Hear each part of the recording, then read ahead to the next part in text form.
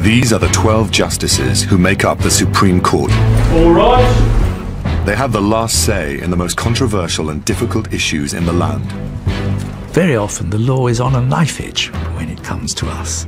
Their decisions affect everyone, from MPs accused of fraud Each of these appeals is dismissed to millions of bank customers. I'm afraid the big institutions of the law have just backed up the big institutions of finance. Their decisions protect our democracy and shape our society.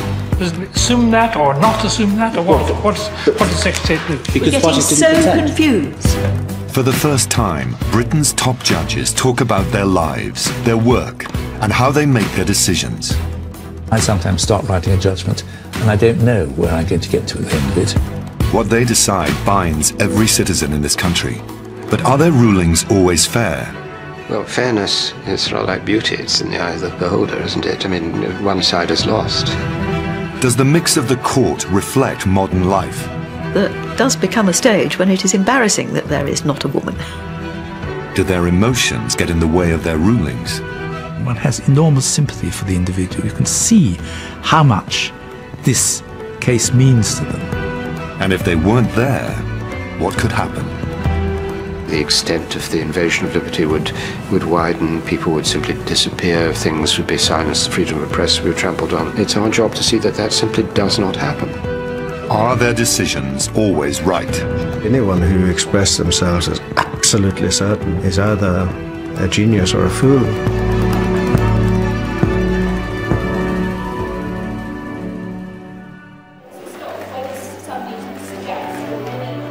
This court dispenses justice at the highest level.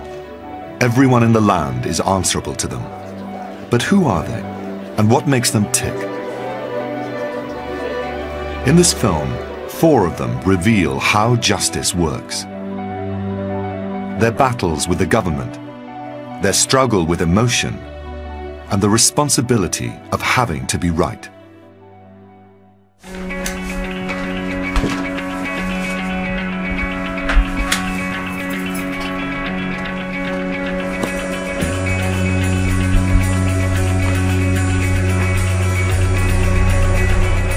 It's 6 a.m. and Lord Phillips has been up for hours. As head of the court, what does he think you need to become one of the top judges in the country? You need a good intellect, because ultimately what matters is a feel for what is the right decision. And this is a mixture of analysis and common sense, looking at the implications. It sounds a bit obvious that to be a good judge you need good judgment. Lord Hope, Deputy President of the Court, points out the importance of temperament. You don't want to be the kind of person who rushes to judgment and sticks to it come what may. You've got to be prepared to adjust your own views, however hard you were attached to them to begin with, by the realization that you probably weren't right after all. Lord Kerr believes that however well they do the job, they'll face tough criticism. Each case must be approached with complete independence of thought, and hopefully the outcome will bring justice. But one man's justice is another's injustice. Bye-bye, darling. Have a good day. Lady Hale is the only woman in the court. It's very difficult to say exactly what a woman brings, but every judge brings their own particular experiences and background into the job. We lead different lives from men. We have no choice. And it's a good idea if those different perspectives find their way into the law.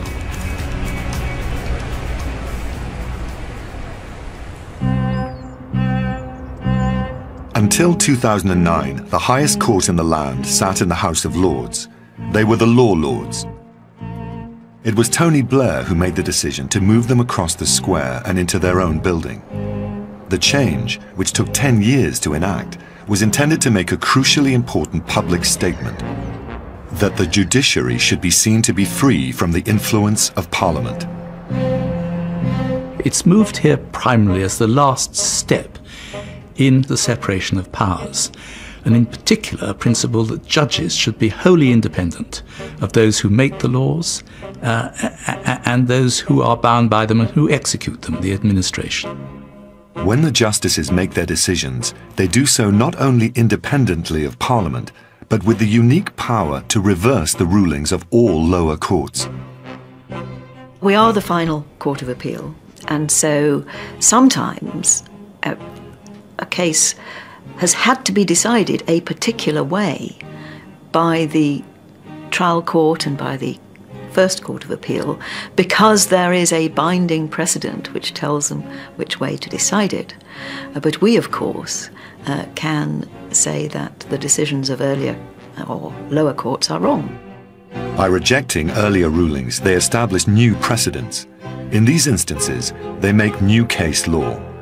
They also have the freedom to interpret another sort of law, parliamentary law. And here they may even find there is no past case to refer to. The law is made across the square by Parliament, and they churn out thousands of laws. And they're not all crystal clear. So issues arise. What did Parliament mean when they enacted this? The language is confusing. That's the kind of issue, if it's of great importance, that we will ultimately have to resolve. And in that kind of situation, you won't have much guidance from previous cases. You have to reach a novel decision on a novel point.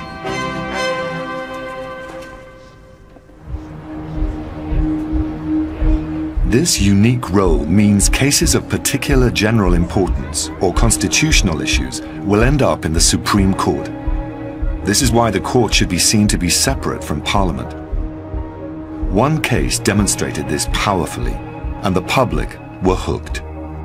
Some MPs could end up in court as a result of investigations into their expenses. 3 MPs and a Lord were accused of submitting false expenses. They argued that they could not be prosecuted in a criminal court because submitting their expenses was a parliamentary procedure and that all procedures were covered by parliamentary privilege.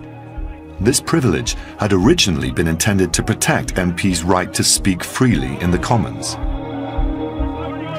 It came to this court because it involved an important constitutional issue.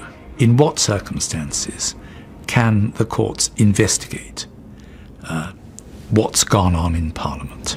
So this was an important constitutional issue, and it so happened an issue of considerable public interest as well. All right. The MPs were appealing against a lower court ruling which had rejected their arguments.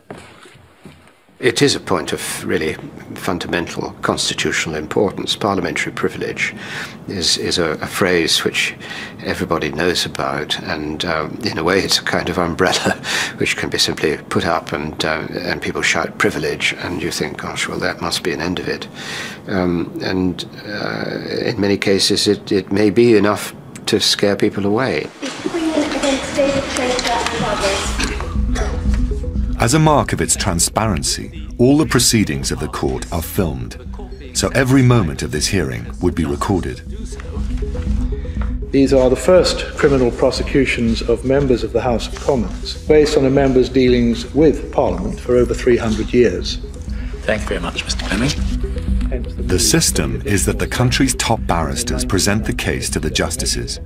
In this instance, they had to decide how far parliamentary privilege extended. Suppose the Member of Parliament is so aggrieved by what a colleague has said in a parliamentary debate that he confronts his colleague in the bar and he stabs him. My friend Mr. Fitzgerald accepted, in answer to my Lord Kerr, that this is not covered by privilege. The defence wanted to make it clear that the MPs weren't trying to avoid judgment, but that they believed it was Parliament that should do the judging. This is not and never has been an attempt to take them above or outside the law. These are proceedings to ensure that the allegations against them are dealt with by the correct law, the law of Parliament.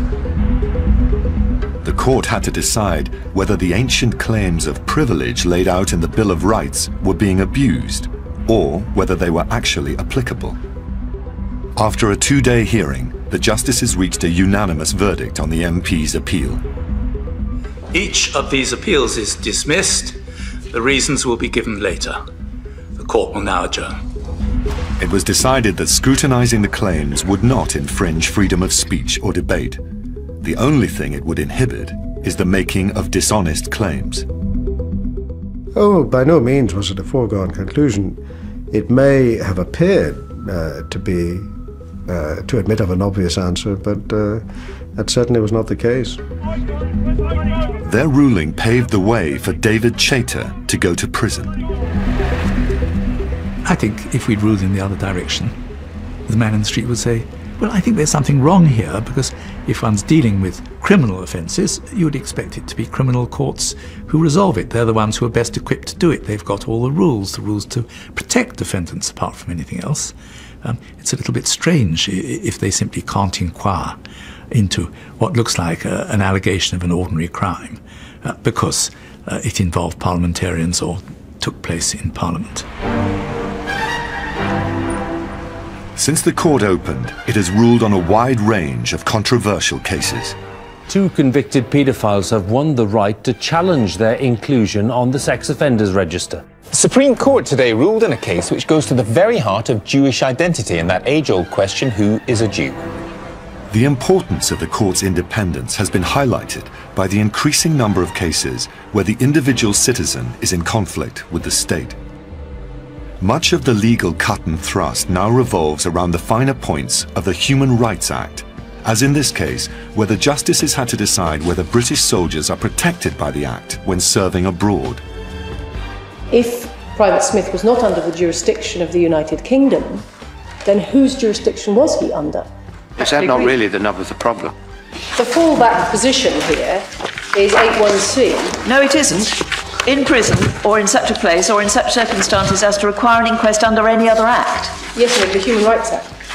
Ah, you think that's what that refers to? Oh, neat solution. Yes. But the ruling went against the soldiers. The Supreme Court has ruled that British troops are not protected by the Human Rights Act when they are on the battlefield abroad. In another human rights case, gay asylum seekers won their right to stay in the UK. To compel a homosexual person to pretend that his sexuality does not exist is to deny him his fundamental right to be who he is.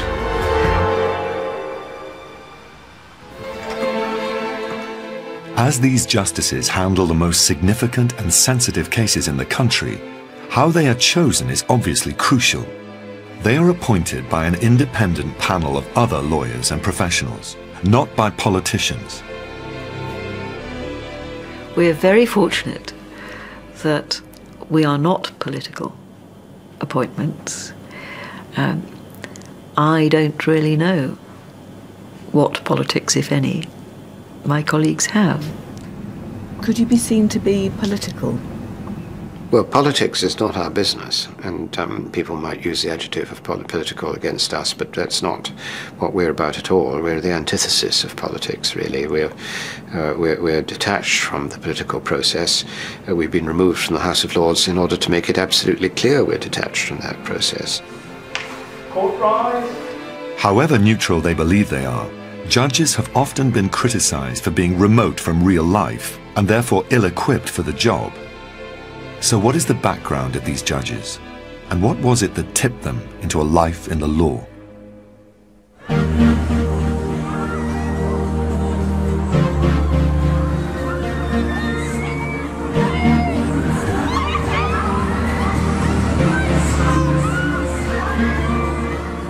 Edinburgh is the hometown of Lord Hope and his ancestors.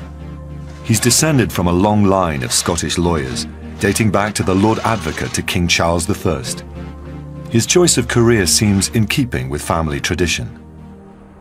You wanted to see some pictures of my previous existence. This is me as Dean of the Faculty of Advocates. So I'm rather proud of that picture, which shows me holding the Dean's baton.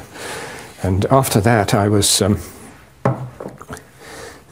appointed to the bench as Lord Justice General of Scotland, and this is me looking very grim, as I thought was probably suitable for me as a judge in charge of criminal process in Scotland.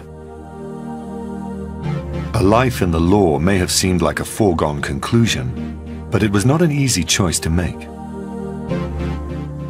I was a family of one of 6, so such resources as there were had to be spread fairly thinly among us. So I've always had to work on the basis that I had to look after myself and my keep, which was why that decision initially was a very difficult one, because I didn't have any money to support myself through the early stages of the bar. But my wife, fortunately, we married shortly after I was called. She was a teacher, and we had enough to keep going. Lord Hope remembers his initial sense of fairness and unfairness came from his childhood experiences at Rugby School. Certainly at school, yes, certainly when you were ticked off by a teacher for something you didn't really think you'd done. Yes, I do remember those. Yes, and you didn't often get a chance to defend yourself, actually. That was my experience. The teacher would say, you did something or failed to do something, and that was that. That was his judgment, and you didn't get a chance to say, hey, wait a moment, it was a mistake. I didn't mean to do that, or in fact, you failed to see what I did. The court reflects the entire United Kingdom. Northern Ireland is represented by Lurgan-born Lord Kerr.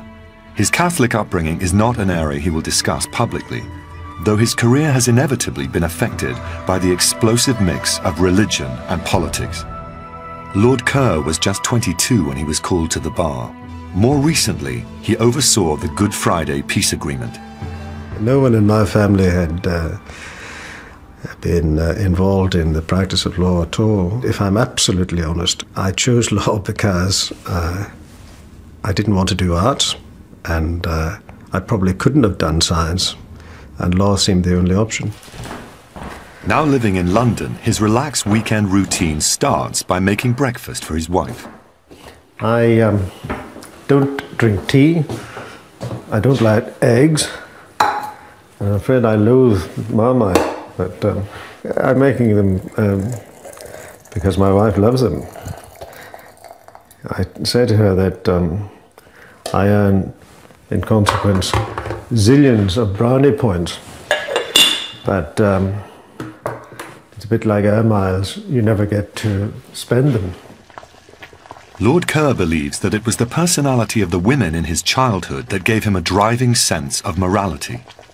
My father died when I was quite young, and I was therefore very much influenced by the women in my family. My mother, who was of extremely strong personality, and my grandmother.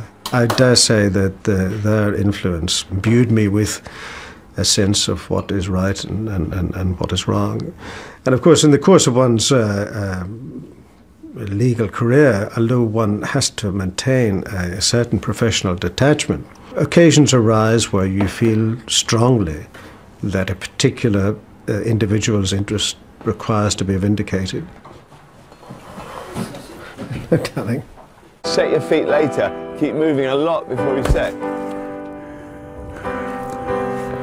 Lord Phillips has presided over some of the toughest and most famous legal battles of the last 20 years, including the trial of Robert Maxwell's sons. He too was privately educated and puts his life in the law down to one school visitor. I first got attracted to the law when I was at school. A barrister came down to talk to us about the law, and I thought that sounded very interesting. So that when I went to university, I did a degree which included law. And I found that I enormously enjoyed the academic study of law as well. And that was the final matter that decided me that I would go into the law and go into the advocacy side of the law, become a barrister. Attracted by the intellectual challenge of the law, as a young man, Lord Phillips had no idea which part of the law to go into. When I started off, I went into a rather esoteric area of the law called Admiralty law, and that was really by chance. I had to do national service. I'd done my national service in the Navy. I'd learnt a lot about ships. So, pure chance, I started off in this area of the law. Unlike his colleagues, Lord Phillips doesn't believe morality had anything to do with his career choice. There are lots of things as a child I thought weren't fair. Usually they were very respectable decisions that my parents were taking. But I didn't go into the law because I wanted to put right things that were wrong. I went into the law because I thought it looked a very satisfying and interesting way of earning my livelihood.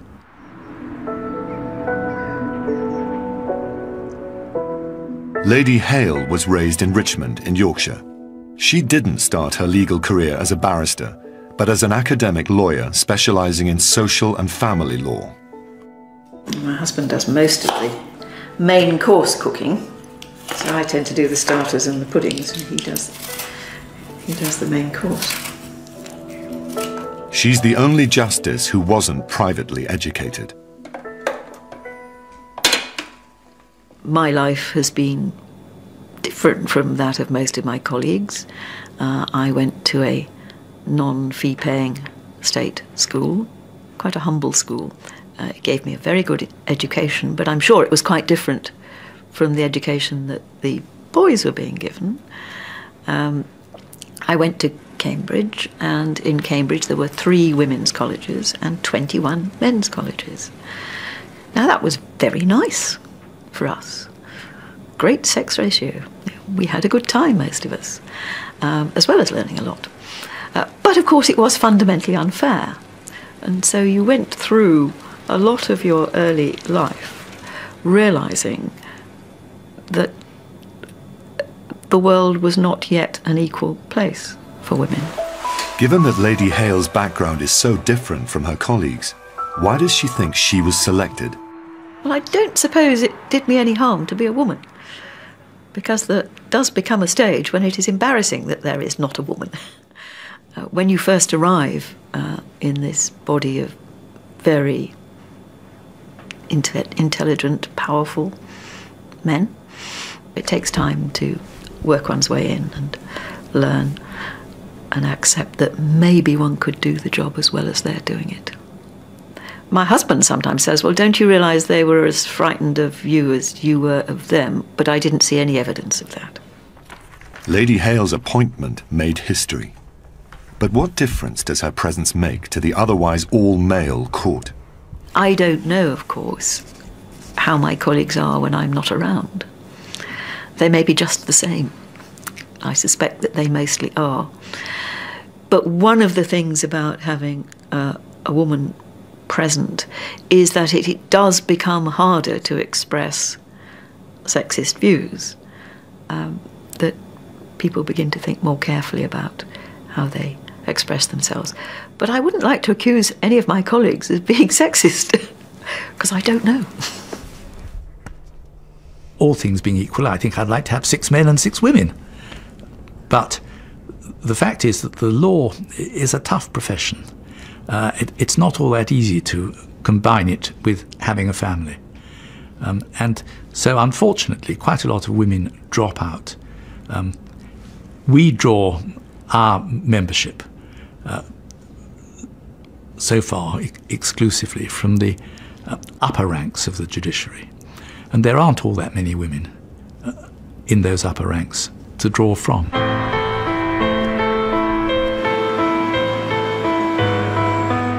But the gender imbalance and the lack of any ethnic minorities are not the only criticisms that face the justices.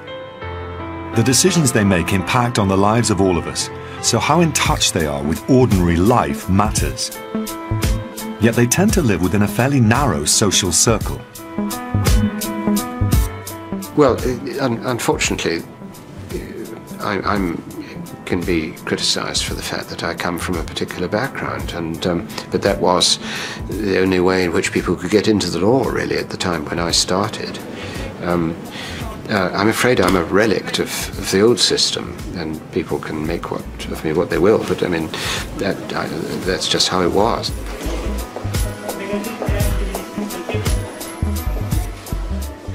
How do you think people see you? I've no idea. Really, it's very difficult to look at oneself from outside. I try not to be conspicuous. As I walk around London, I hope nobody dreams for a moment what job I do. I certainly don't proclaim myself as having any particular significance, and I'm often taken completely by surprise when people recognize me.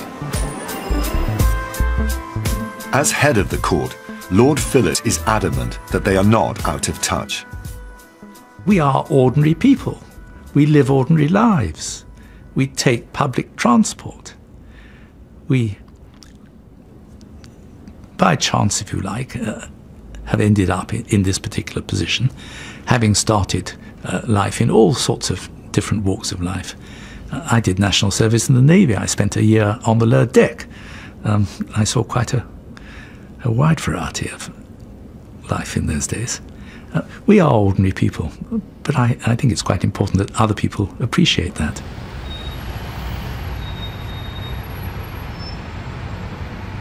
Whatever their personal qualities, when it comes to making a decision, there is a set process which each justice must follow. Every stage requires a great deal of stamina. It depends how much pressure I'm under, but I very often start my day about 5. Actually, this morning I'm working on a particularly difficult case, and it's hard to get it out of your mind, and sometimes I wake up even earlier. Today I woke up about 3, and got up and worked for a bit, went back to bed, and then got up again at 5. These are intellectual problems, not stressing problems, but nonetheless, if you're concentrating very hard on a particular conundrum, it doesn't go away, and so you have a few hours sleep which you need, and then the problem takes over again. The first part of the process is a long and lonely task, a mass of reading.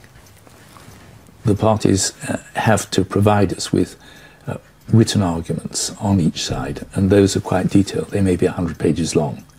We had a case the other day in which they produced for us over 400, we call them authorities, decided cases.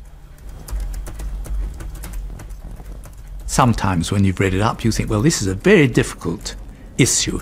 When I read the appellant's case, I thought that was utterly convincing until I got to reading the arguments advanced on the other side, which brought me right back. So I really haven't, at the moment, got a view on what's the right answer.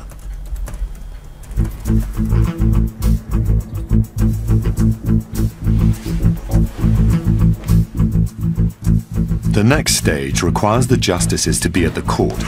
Equipped with the facts from their initial reading, they will listen to barristers present both sides of the case. All right. What will be argued over are key points and principles of the law.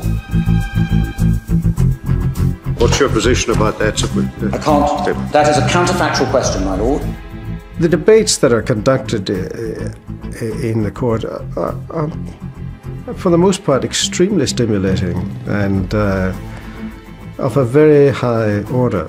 And they have it. Well, we respectfully say that it is... I mean, what's wrong with that analysis? We respectfully say it's inapt to describe that as objective, and it's inapt because it would lead to the consequence that we've already described. The nimble-footedness of counsel, the improvisational ability, the capacity to switch tack are all very impressive, and it's a very enjoyable experience to participate in. That's a point in your favour. It is in a different... I know, I understand that entirely. I'm not riding it, maybe I don't seem sufficiently grateful. The court breaks at lunchtime, giving the justices a chance to talk. It will be the first of many private exchanges. At the end of the hearing, we have a meeting at which everybody gives a provisional answer, what they think the answer to the question that we've been posed should be. Sometimes everybody thinks the same and it's pretty clear and the odds are that nothing's going to change. Sometimes you could even have 3 different points of view as to what the right answer was. Oh yes, views can be expressed quite forthrightly and firmly. And that's as it should be. I mean, there should be no holding back of strongly held opinions. We try very hard to respect each individual's independence and each individual's views, but that's not to say that we don't advance our own views with a degree of advocacy, because after all, we all started life as advocates.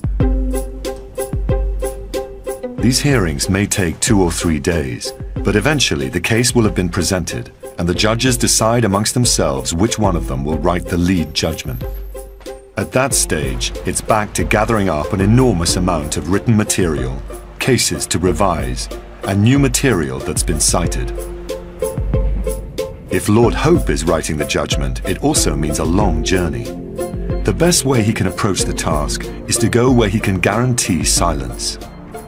The problem in London is that because we're busy hearing cases all the time, you don't get time to settle down and really read and think. Whereas here I find it very peaceful.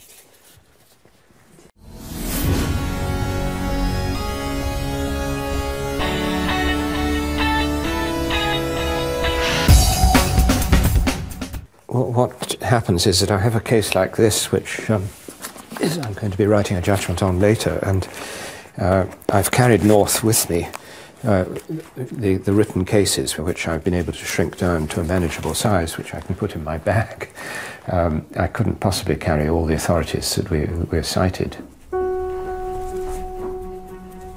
Having created the space for quiet concentration, Lord Hope can now approach the judgment. The kind of work we do is very much an intellectual exercise of identifying issues and working them out according to their quality and their weight. And that involves a lot of analysis. You need to express yourself very clearly in writing. You have to have a clear idea of the thread you're following. And you need to be aware of the audience you're addressing. You're writing not so much for yourself as for other people who are going to have to use the judgment. The aim is a balanced and just result. But as it's impossible not to have opinions or feelings, the question of impartiality is a serious one.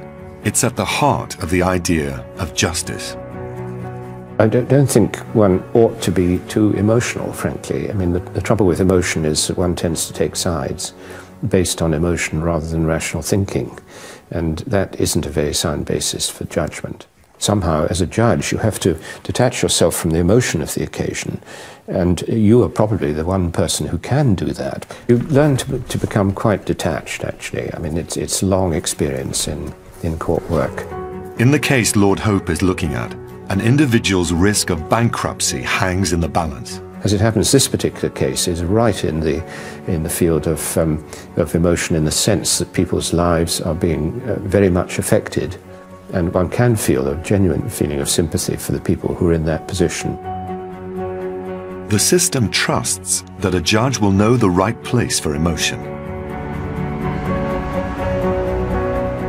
Yet Lord Phillips recognizes there is a tension between the decision he may like to reach and the one the law tells him he should reach.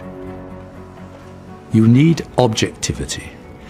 You can't afford to let your own feelings or emotions take charge.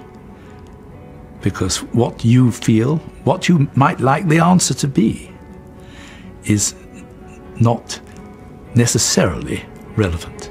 This process of weighing up how you think and how you feel means justices may not commit to a decision until surprisingly late on. There are some cases where, until you're writing the judgment, you don't see where it's taking you. It may be driving you in a direction which you really didn't want to go. But this is what the law says. There's no avoiding this particular answer. It's because emotions do have a place in the process that a judge has to be so self-aware. It'd be quite wrong to say that one doesn't feel emotionally. We have individuals who come into our court to hear how we are going to resolve the cases in which they personally have been involved. And some of these cases involve a great deal of emotion. One has enormous sympathy for the individual. You can see how much this case means to them. And sometimes you know that the decision that you are handing down is going to cause them immense distress. And that is something that you feel yourself.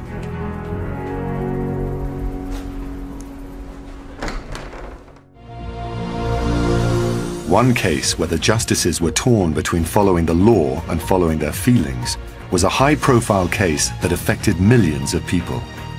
Bank charges. Millions of bank customers hoping to get a refund on overdraft fees will be disappointed tonight. The Supreme Court has overruled previous judgments, and it means there'll be no major investigation of charges on customers who go into the red without permission. Many customers had felt bank overdraft charges were wrong and had expected that the Office of Fair Trading would investigate. But their hopes were dashed by one of the first big judgments of the court. We have held that overdraft charges form part of the price or remuneration for the package of services that the banks provide to their current account customers. This means that the OFT cannot consider whether, in imposing those charges, the banks are giving fair value for money. Campaigners felt extremely let down. What we need is fairness. We haven't got fairness. We've been told it can't be assessed. The banks have got away with pilfering our accounts for years, and I'm afraid the big institutions of the law have just backed up the big institutions of finance. Banking charge is a good example of a case which was potentially very puzzling for the public. The public might well have understood that the real issue was whether bank charges were fair or not. But that wasn't what we had to decide. We had to decide whether the OFT themselves could look into that question, and we decided, looking at the statute that set them up, that no, they couldn't. It was off limits for them. Finding the OFT remit was laid out clearly in law, the court had no room to manoeuvre. They were not able to rule on what they thought the law should be, only on what it actually was. I think, personally, I would have been quite in favour of the Office of Fair Trading looking into bank charges. It's a good example of a case where, if I'd had complete freedom to decide whatever I wanted, I might well have said, yes, you go and have a look at them. But we had to look at the statute, and we decided that, no, it simply wasn't within their terms of reference. It's because the justices are bound by the law that there will be times when even they cannot deliver fairness. You never like reaching a judgment which you think is not fair. You will, if you possibly can, reach a construction which you think does justice. But occasionally you have to reach a decision which you regret. There are certainly cases like that where you're just unable, because of the way the law works, the way you're applying law after all, where the result seems very tough, and one grieves for the individual who is affected by this, but you're trapped by the way the law works into a situation where you've no alternative but to make that decision. In those cases, would you say that justice is being done? Well, that's again a relative term. I mean, there are some things that are created by law beyond our control which you may think is not very just. Justice obviously is a very important part of the work that we do. We are here to administer justice, but we are here to administer justice according to law. And there will always be occasions when one feels that the result that one is impelled to is not necessarily the one that one would wish to reach. But even if each judge rules according to the law, justice very often faces another challenge. Once the lead judgment has been written, it is emailed to the other justices on the panel, and at this point it's quite possible that the others are unable to agree. The best that can be done then is a majority ruling with the dissenters writing their own judgments. But is that satisfactory? Doesn't that mean a different justice on the panel would have meant a different result? Morning. If you sit 5 out of the 12 justices and you reach the decision 3-2, it's fairly obvious that if you had a different 5, you might have reached decision 2-3 the other way. This is one reason why, when we have a really important case, we sit more than 5, 7 or even 9, so that we involve a larger proportion of the court in reaching the decision. It could still be 5-4. You absolutely, and it quite often happens that you sit 7 or 9 and you break that way, because often when you do it, it's because the issue involved is particularly difficult. Or it may be a case where you're considering whether we ought to depart from one of the decisions we've made in the past.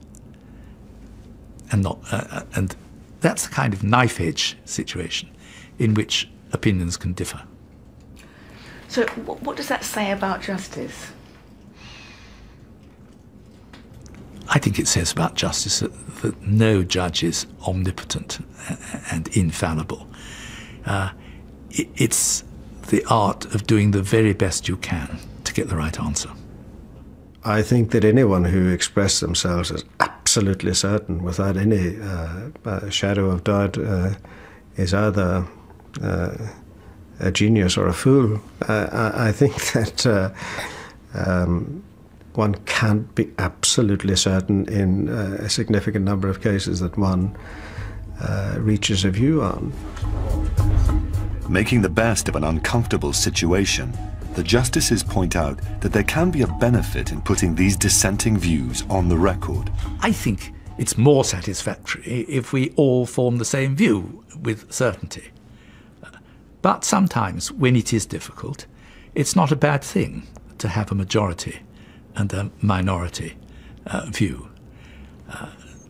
One can get things wrong. There have been cases in the past where it's become recognised that it was the minority, maybe even only a single judge, who had seen the case properly and got the right answer. One judge may interpret the law differently because of what they alone bring to the case. It may be their legal or their personal experience. There is quite a lot of room for individual interpretation. From time to time, one's own particular approach to concepts of justice and fairness comes in, as does one's own particular background and experience, which may lead one to look at particular factual situations in a different way.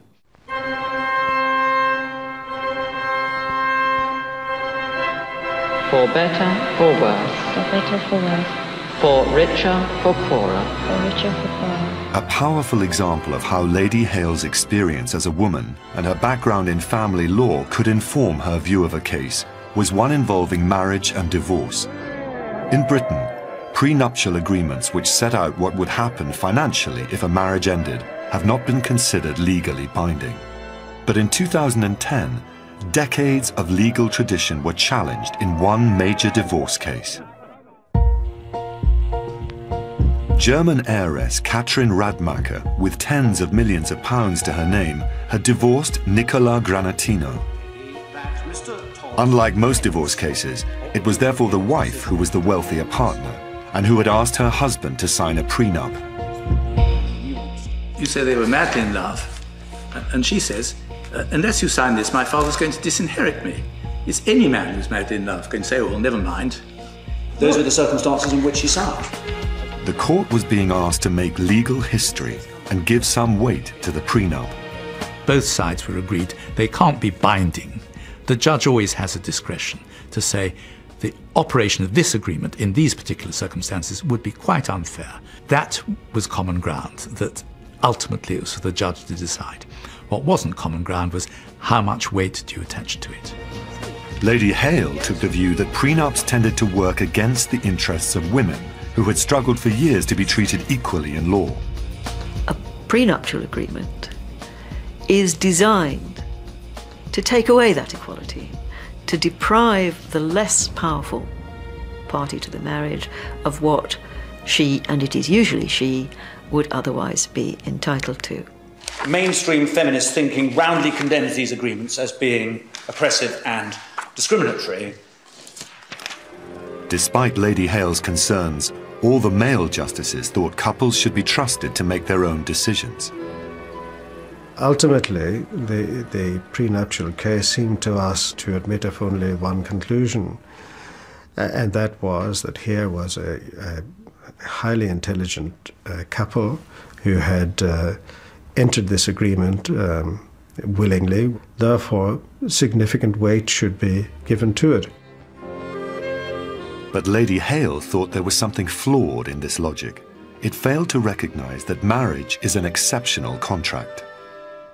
People getting married are not in autonomous situations. It's not like doing a commercial deal. People make choices. They compromise their own interests for the greater good of the family as a whole, whether it's the other spouse or whether it's the children or whether it's all of them. At least one hopes they do. Ultimately, after 2 days, there was a verdict. A German heiress worth tens of millions of pounds has won a landmark divorce case at the Supreme Court. The judges have ruled that Katrine Radmacher's prenuptial agreement with her investment banker husband was valid. The court's decision was a landmark. From now on, prenups could be given significant weight in divorce cases. Katrine and her ex-husband had promised each other that if anything went wrong between them, they wouldn't make financial claims against each other. It was meant to be a marriage for love, not for money. But it was a majority ruling, with all the men thinking one way and Lady Hale the other. Well, of course, I mean, it's obvious, if I may say so, that people will immediately make a connection between the fact that the 8 judges who comprised the majority were male and the single justice who dissented was female. But in my judgment, there is no correlation to be made. For Lady Hale, it was a blow for women's rights. It was striking that all the men thought one thing and I thought something else. And so I felt it necessary to say so, but I hope they'll forgive me. But the most serious battle the court has faced was not among themselves. It has been between them and the government. The issue is terrorism. The government on one side would be championing security, the judiciary, liberty. The event that triggered this conflict was 9/11. An astonishing series of acts of terrorism has been perpetrated in the United States. Countless numbers of people were killed and injured when at least 3 apparently... The Blair government responded with an unusual measure. They passed an anti-terrorism act that would allow them to lock up foreign suspects without trial. The change was this feeling we're all under threat. And in a state of a national emergency, there's always a reaction to play it safe.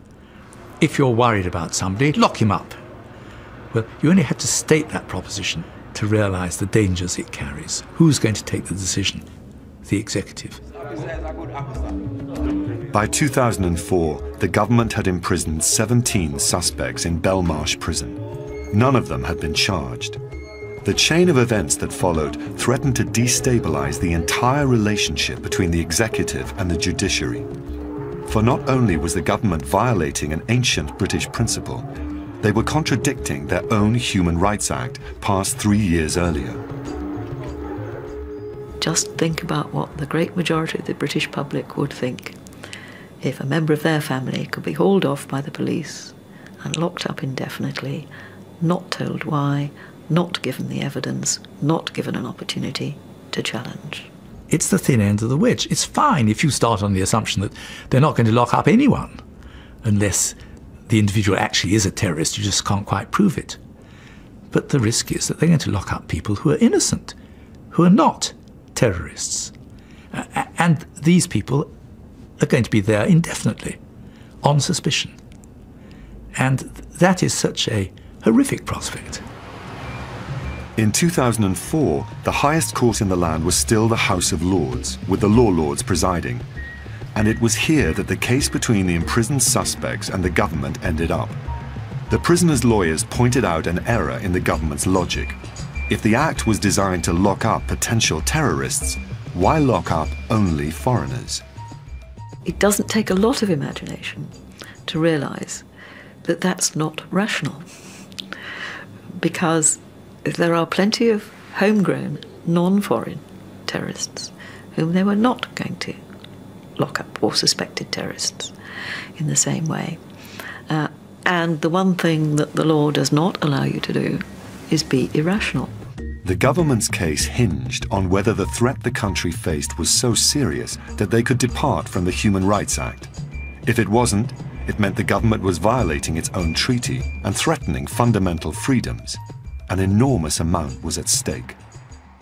The verdict made headline news. Good evening. Today's ruling on the government's policy of detaining foreign terror suspects without trial is of such constitutional significance that 9 rather than 5 law lords sat in judgment, and they have delivered an extraordinarily strong denunciation. Fundamental rights are protected in our democracy. They belong to everyone, whoever they may be, and wherever they have come from. The law lords rejected the government case. Lord Hope recognised how much was at stake. It's not very difficult to understand that if the rule of law were not there, then the pressures would go on pressing, and the extent of the invasion of liberty would widen, people would simply disappear, things would be silenced, the freedom of the press would be trampled on. It's our job to see that that simply does not happen. The government reacted strongly and accused the judiciary of being irresponsible. Jack Straw went public on the radio.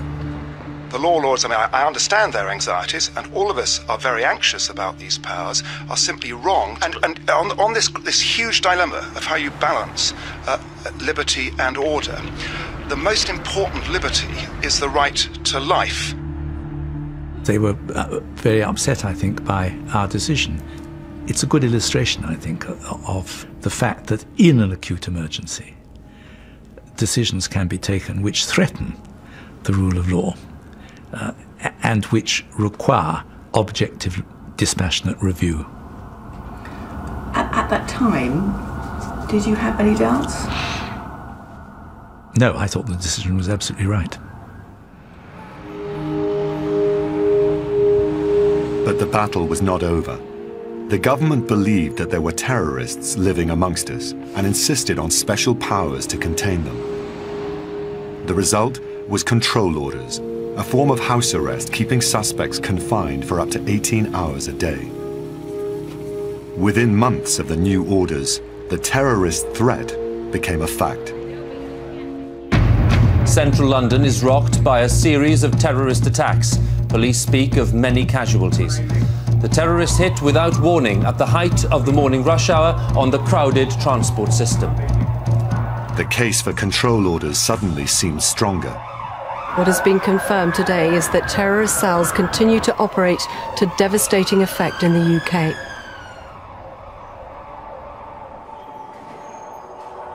The mood had changed. There was an intense nervousness, a jumpiness. How would the judiciary act now if a challenge to the new control orders came before them? The measures were designed to get round the Human Rights Act by restricting a suspect's liberty, not by depriving them of it. But the problem was distinguishing between the two. The only control orders that you can have are ones that don't involve a deprivation of liberty, but only a restriction on liberty. How long do they have to be under a house arrest for it to be deprivation? How long do they have to be allowed out of the house for it to be merely a restriction?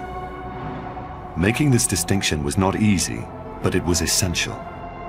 It is extremely difficult to prescribe whether it should be 12 hours or 12 days, but the law acts on evidence, and what we require to be persuaded of is that there is justification in the form of tangible evidence for any encroachment on the liberty of the subject. Suspects living under control orders challenged the government over the length and won. 18 hours was ruled unlawful. So next, the government settled on 16 hours, but moved a suspect miles from his home.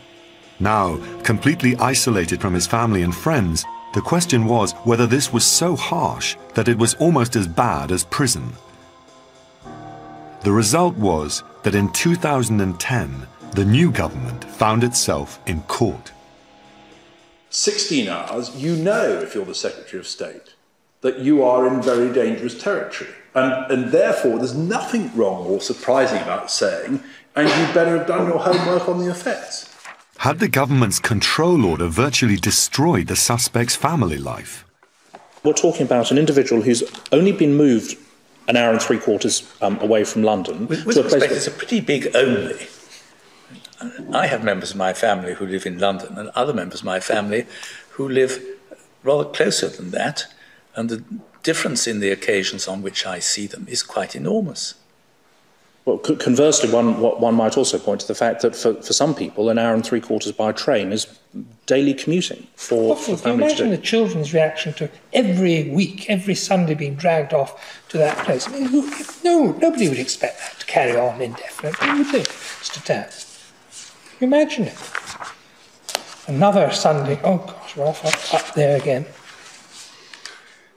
The government lost the case again.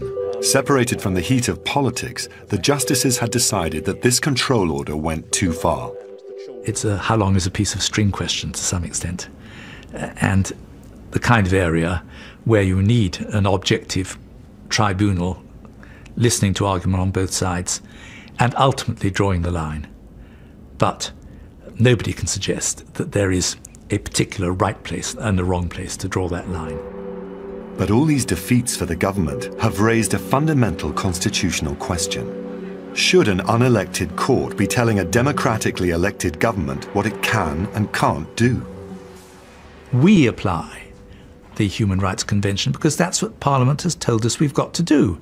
And until Parliament tells us otherwise, that is our duty, and we are complying with the wishes of Parliament in doing that. And Parliament hasn't taken the step of saying, right, we're going to tear up human rights. And it won't.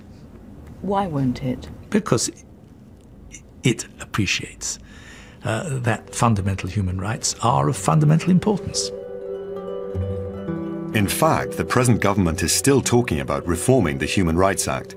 It also intends to replace control orders. But as long as Parliament is passing complex laws and signing treaties, there is potential tension between the government and the judiciary. Everybody learns lessons, and the way the system works in this country, and it's to the credit of everybody, including the executive, I think, is that they respect decisions which are taken against them. They may not like them, but there they are. One hopes that that process will have, as it were, cleared the way for a future where the executive is more aware of what can be done and what can't be done, and the way in which it should go about its affairs. We must be a bulwark against executive decisions which we are convinced infringe impermissibly fundamental human rights. And that, I think, is a fundamental precept. Its importance can't be overestimated, that the executive cannot have access to unbridled power. This series of high-profile battles between the government and the judiciary have made it absolutely clear to the justices how crucial their independence is. We have to fulfill the function we have as the guardians of the rule of law, and if it comes into collision with the political view, well, so be it. The final Court of Appeal had always been independent of the government, even when they were sitting in the House of Lords. But this new, clear, physical separation between Parliament and the Supreme Court adds weight to this vital truth. Those who make the law should be answerable to the law. The rule of law is a principle that applies in all situations. And once you, even if you're a government, have signed up to binding legal principles, there has to be somebody who decides whether you're complying with what you've signed up to or not. And the independent judiciary are the best body to do that.